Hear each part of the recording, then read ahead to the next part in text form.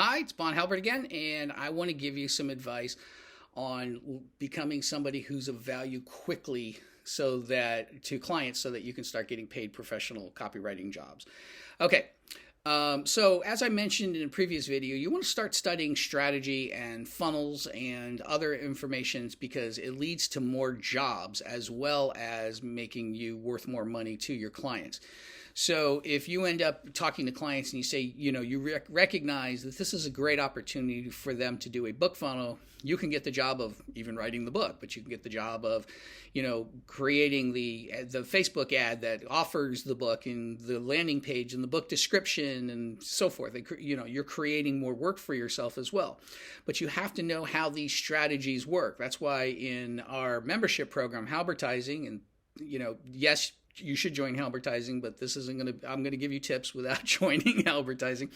But that's why we focus on giving as much, even more strategy than we do copywriting lessons, because we know that that's of value to any company that's trying to sell and grow their business and so forth. So start studying strategy and but I'm going to give you some copywriting advice in this video. I'm going to tell you what books that you should start reading. And I'm also going to talk to you about swipe files. Okay, so books. The first book I always recommend everybody read is actually not the same book as my father always recommended everybody read, and it is Obvious Adams. Obvious Adams actually kind of teaches you how much more important it is to understand the process and the problems that your prospects have than it is to, write well and to be a clever writer and good with words.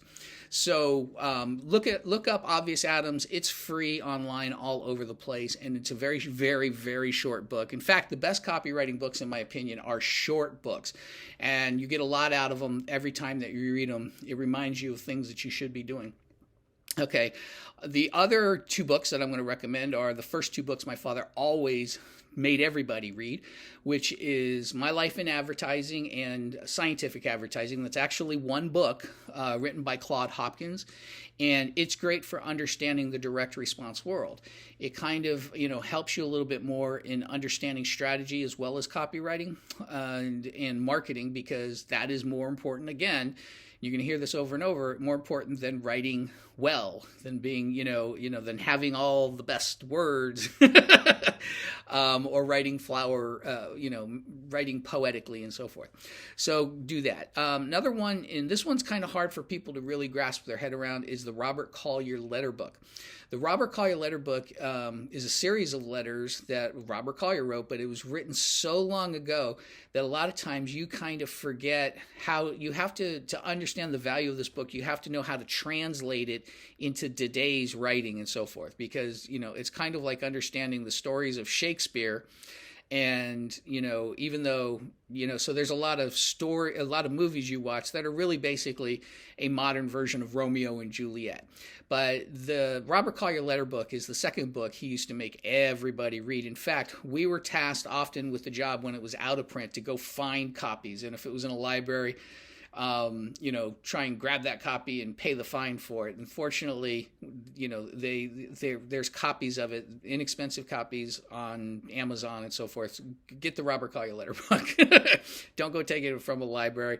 I actually feel kind of guilty that we ever even did that. But nobody else was really looking for the Robert Collier letter book, to be honest with you. Back then, copywriting was nobody knew what copywriting was. They always thought it had something to do with protecting intellectual property rights. Okay. Then I would recommend the Boron letters. You can get that online at thegaryhalbertletter.com, and that's free.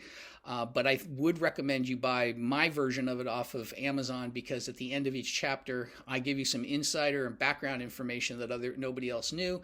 But more importantly, there are lessons to explain how this lesson applies nowadays, because you would read something about, let's say, 900 numbers and think that doesn't matter nowadays. But there is a modern equivalent in how to approach that. And those lessons are worth a lot of money if you apply them properly, and the book isn't a lot of money anyway. You're talking about $10. Okay, I would also recommend another book that I actually wrote called The Halbert Copywriting Method Part 3. So the reason I think this is of value and use to you is because copywriting, you have to understand the three major phases of copywriting. The first phase is research. This is where all the power in your copy comes from. Knowing what the customers really want, knowing what they need to hear in order to buy is far more important than how you write. Again, you're going to hear that over and over again. But it takes research, and you have to know how to do it. Very few people actually teach you how to do research. We have a video in the Halbertizing group that is but it's going to be coming out as a product soon. That is walks you through how to do research, because you find so many people telling you to do research, but nobody's really showing you how to do research. So, but to get information for free, just to say what are some of your favorite research techniques in those groups that I mentioned in the first video. Okay, so again, this isn't all about pitching Bon Halbert stuff. The second phase is actually walking around and kind of figuring out exactly how you want to position yourself, or what the offer that you're about to write about, and the things that you want to say and what order maybe that you want to say it. Sometimes you'll outline this a little bit, and typing out that first draft. The time you spend at the computer or on a legal pad writing the actual copy should be the very shortest part of the entire process of copywriting. Absolutely bar none. I would, the first thing I want to see, if I was up against somebody in a copywriting competition, the first thing I want to see them do is start looking at a blank page on their computer, because I know that they're not going to, I'm going to do research until I absolutely am busting at the seams with things that I can't wait to tell the prospects about to make my offer. Okay, so, but the writing the first draft is the shortest part. Editing is the third phase. That's where all the professionalism comes from. David Ogilvy said, I'm not a great copywriter. What I am is a terrific researcher and a fantastic editor. But nobody tells you how to do editing. Well, I wrote the very first book on editing sales copy. Right now, it's currently the only book on editing sales copy. And it, again, is, if you get the Kindle version, it's like $9 or something. So but both of these things are actually going to put you... they're going to put you head and shoulders above a lot of people who are just trying to learn how to write more poetically. Okay, so start with those books, and then you're also going to see there's two ways. You go into the Gary Halbert Copy Club, look up at the file section. There's a guide there, and in there I put a list of books that you should read and in what order. When I started out and I was a young boy, and I mean a boy, a little kid, there were very few copywriting books, so you could read them all, okay? But nowadays, everybody's doing it. And you quickly want to get away and find out this book is actually somebody who's just pitching themselves as a copywriter. And, in other cases, what you're finding is they've read a bunch of copy books and they're trying to distill it. You don't want to read those books as much as you want to read from the original source. The original source authors they've practiced explaining what they're teaching many times until they actually get it right. And they are far better at making the lesson sink in and stick in your brain.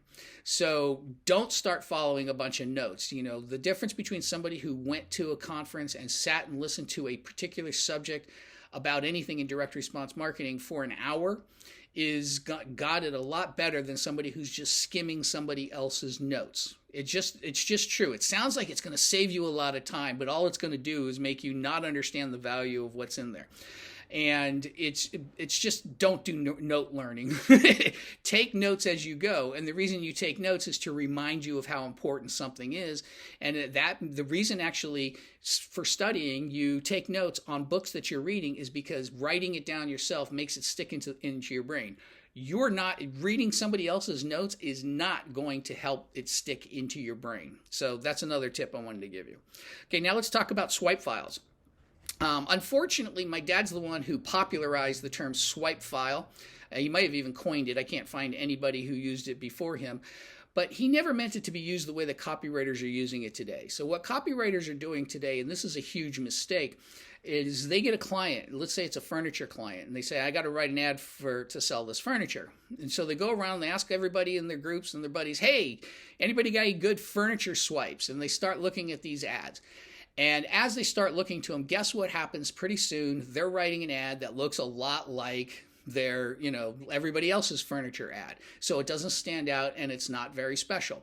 Now, this often makes the clients very happy, okay? Because the client is certain they're saying, you know what, I see my friends, all my competition is all writing these ads, and I need somebody who's going to write an ad like that. So when they hire you and you've basically, reworded the ads of other furniture ads, the client says, yeah, this is what I was looking for. It does sound like those ads. And of course, to the market though, it looks like one of 10 type of furniture ads that they've seen when they were out looking for furniture, So it's not a good process to go by.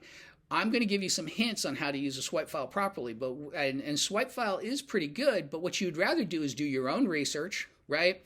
Start, doing your draft, and then use the swipe file of furniture ads to see if there's anything in there that you probably should have added so that, you start off sounding fresh and new and different. And then use that more or less kind of like a checklist to see if you've added everything that you should. Now, the best way you can use a swipe file is to actually create 2 swipe files. One has got all of the swipes in it. It's got all the ads. And by the way, my dad used the term swipe because he meant go through the National Enquirer, and if you see an ad that repeats over and over, it's good. So you want to swipe it out of the magazine. Excuse me. And so that's what he meant. He didn't mean go steal other people's copy. In fact, he'd have people who would proudly say, look, I swiped your ad, and basically they just stole his copy. And he'd get really mad at them and stuff like that. But the better reason to do that is I've never seen a single high-paid $50,000 job copywriter start off by looking at swipes and start modeling swipes. They actually want their copy to be unique. And because that's what great copy breakthrough advertising is. It looks different from what everybody else is doing. So here are some tips. One, it looks different if you actually are swiping copy from a different industry. Okay, so if you started looking at an ad from one industry and realize that this would really apply and you could translate it to an ad for this industry, it will look different to those prospects. Okay, and the other thing is you want to get away from using swipes as fast as you can to getting to becoming a better, higher paid copywriter. But if you can just do that, you're already able to write some copy that is of value to your clients. The other thing I would suggest you do, tip number 2, is take one of those swipe files and cut all the ads up into the sections they belong. So have a file that's just headlines, have a file that's just opening statements, a file that's just bullets, a file that's just offers, a file that is just postscripts, a file that is just about testimonials, a file that is just about, the different sections of them. And so when you are writing your copy and you're stuck on that one part of the copy that you want to add, you can then go into that section of your swipe file and find examples of it. And hopefully you're going to find an example that, again, comes from a different industry. And that's a better use of a swipe file. And that is a great, in my opinion, that's a great tip that's going to help you out and start getting you to write copy that doesn't just sound like it was stolen from somebody who wrote copy back in the 1970s. Okay, the final tip I'm going to give you into building those swipe files is everybody's going to places where the swipe files that are legal for them to take were run in advertising, in print. And we all know print is, it's not dead, but print is really still only working for super high aficionados of something. The only, people really into backpacking are subscribing to Backpacker magazine. Or older people who just really love to sit down and read a newspaper with their coffee. So those are the 2 demographics. That is not the kind of copy you're going to be hired to do, most likely. There's 1 out of 100 is going to be hired to write an ad that's going to run in a newspaper.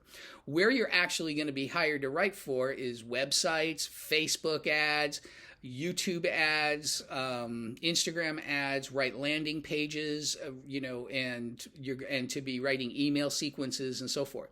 So to get really good information there, what you want to do is start seeding the lists of the industries that you're hoping to work for. And I'll talk more about which industries to go in my next video. So when it comes to, so you seed those lists by creating an account, a Gmail account, because nobody wants to use their primary email address for this because it's just going to clog it up. And then you go and you start signing up to be on the list for different, places. You sign up for, different Agora subunits, and to start understanding how finance. You start joining in the list of places that are selling supplements, right? And the best place to look for those are the ones that are advertising on Facebook. This goes back to the same principle my dad used, which is seeing that what's run over and over again. If you see a Facebook ad that's running a lot, and a lot of times you can actually click on up in the corner of the Facebook ad and see the history of that ad.